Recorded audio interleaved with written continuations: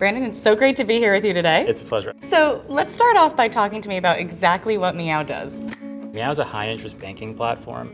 We beat down our banking partners on price, and what we do is anyone who onboards to Meow to get a business checking account, they can feel like they're getting a really good interest rate through the platform.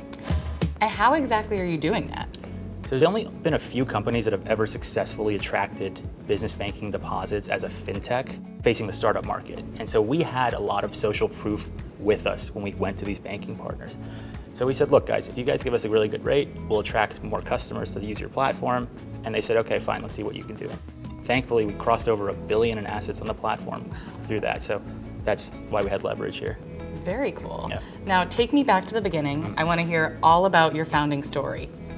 Yeah, so my co-founder and I, we wanted to start a company our whole lives. Thankfully, COVID came around and it was a little bit easier to raise funding. We didn't know any VCs. He quit his job at Facebook. He just moved into an apartment with me. We just started coding nonstop, yeah. Thankfully, we got our first check, an investor who believed in us, and one thing led to another. We built a great team and we built a good company since then, thankfully.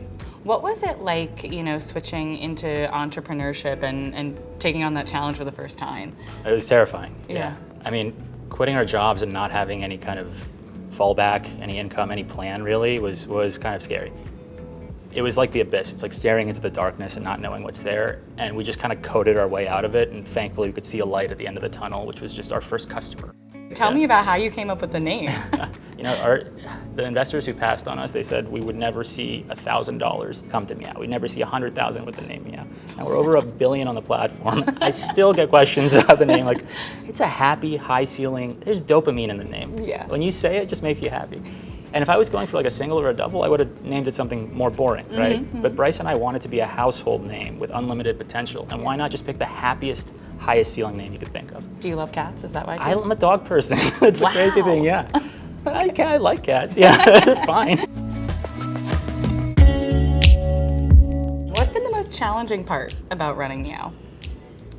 Challenging part is we're trying to do everything with the leanest team possible. So when we crossed $1 billion in assets on the platform, Meow Technologies Inc., we were 12 people. That leads to problems, but it leads to opportunities. I mean, being so lean, every dollar we save, we can feasibly pass back to our customers, but that means we're constantly underwater. So we have to figure out how to further automate, make this like the most efficient platform possible. That's really the challenge for us. I definitely want to hear about your fundraising journey. Walk me through that and where you're at today. Yeah, so we've raised $30 million to date about. This is our first company, and that's kind of a high number for a first-time founder with my co-founder, Bryce. So the hardest part was getting the first check, because when you don't know any VCs, every VC is basically looking for social proof.